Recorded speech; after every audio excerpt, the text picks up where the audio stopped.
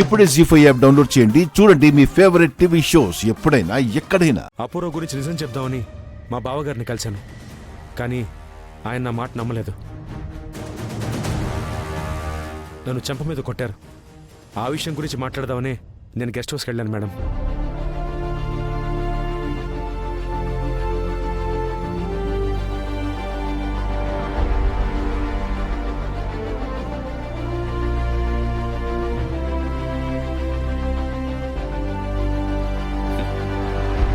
KP ఇలా వచ్చా? అందరి ముందు కొట్టినందుకు కోపంగా ఉంది, తిరిగి కొట్టాలనుంది అని చెప్పడానికి వచ్చావా? కోప్పడే హక్కు నాకెక్కడుందండి? కొట్టినందుకు బాధ అనిపించింది. అంతకు మించి నేను చేయగలిగింది ఇంకేం లేదుగా. సారీ కేపీ, అందరి ముందు అలా కొట్టుండాల్సింది కాదు. కానీ అదే అందరి ముందు అపూర్వన్ అలా అనేసరికి తట్టుకోలేకపోయాను. అపూర్వను అనవసరంగా మీరు నమ్ముతున్నారు. ఆ దయ్యాన్ని మీరు దేవత అనుకుంటున్నారు.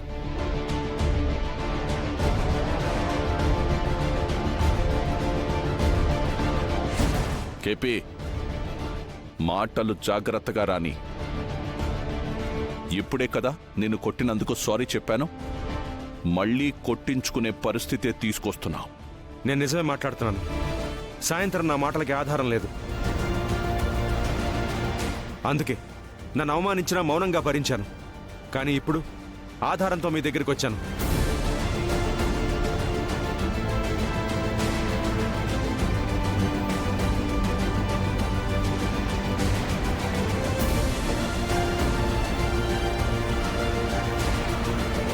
ఎవరో గుర్తుపట్టారా?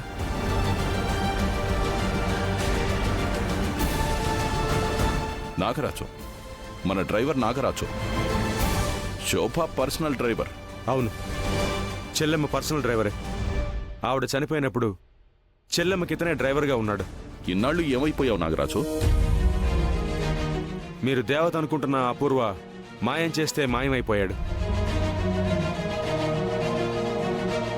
ఆ రోజు రాత్రి ఏం జరిగిందో, చెల్లెమ్మ మనకెలా దూరమైందో మీరే అడగండి. ఏం జరిగింది నాగరాజు? ఆ రోజు నొప్పులతో అమ్మగారు స్టేజ్ మీద పడిపోవడంతో హాస్పిటల్కి తీసుకువెళ్ళటానికి బయలుదేరానయ్యా.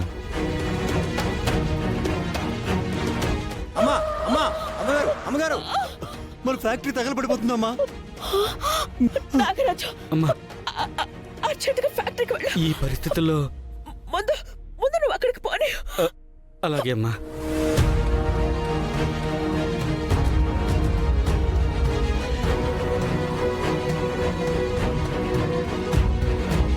దాంతో తప్పక ఫ్యాక్టరీకి తీసుకువెళ్లాల్సి వచ్చింది.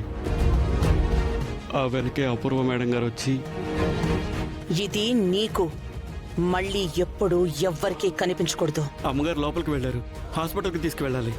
ఎవ్వరూ తీసుకెళ్లాల్సిన అవసరం లేకుండా తనని పంపించేసే ఏర్పాట్లు నేను చేస్తున్నాను. మరుసటి రోజు పేపర్లో అమ్మగారు చనిపోయారన్న వార్త చదివి చాలా బాధపడ్డానయ్యా నేను. నాగరాజు అక్కడి నుంచి వెళ్ళిపోయిన తర్వాత ఏం జరిగిందో నేను మీకు చెప్తాను.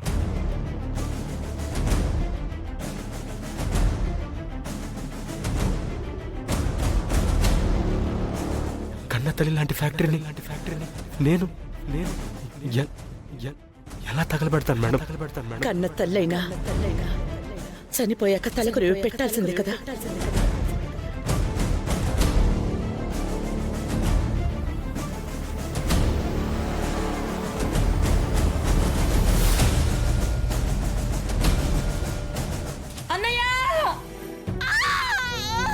చెల్లెమ్మా!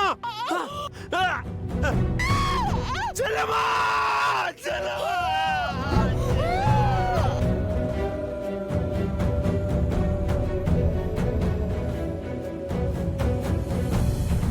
చెల్లెమ్మని నేనే సజీవంగా తగలబెడుతున్నానని నాకు తెలియలేదు.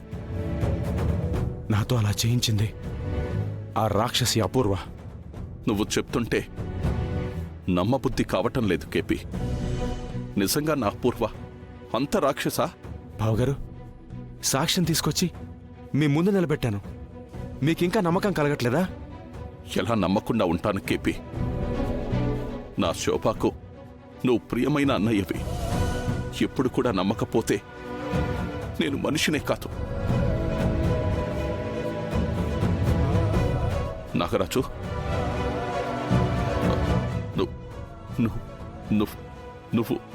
నువ్వు చెప్తుంది నిజమే కదూ? ఆ దేవుడి మీద ఒట్టయ్యా, నేను నిజమే చెప్తున్నాను. దేవుడి దాకా ఎందుకు నాగరాజు?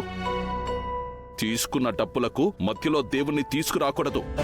తెస్తే ఆయన శిక్షించొచ్చు.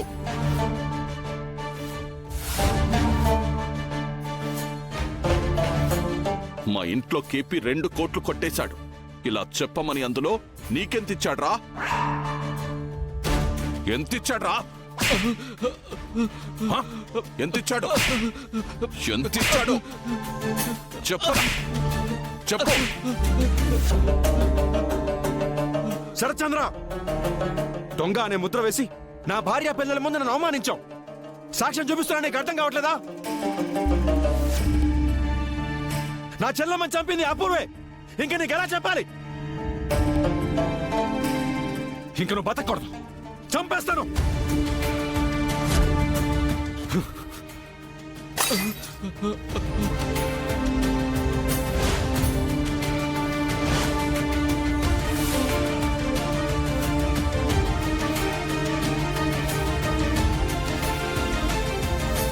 చంపాలనుకుంటున్నావా కేపీ?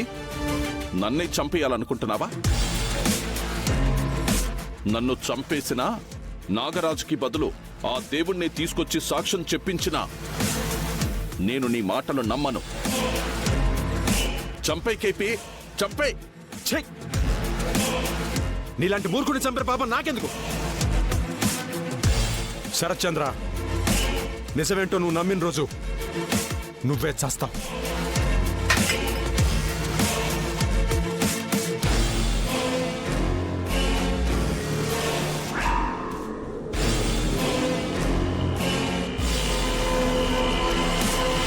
జరిగిందంతా చెప్పి సాక్ష్యంగా డ్రైవర్ నాగరాజుని చూపించినా నమ్మలేనంత గుడ్డిగా శరత్చంద్ర గారు అపూర్వం నమ్మారా?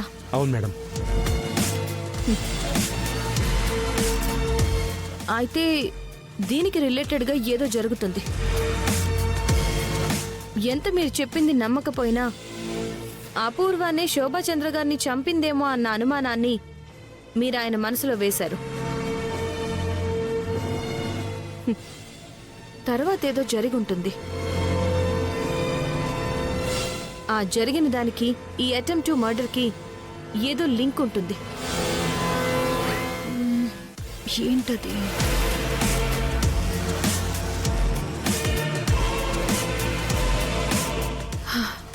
అంతా విన్నాక నాకెందుకో అపూర్వం మీదే అనుమానంగా ఉంది.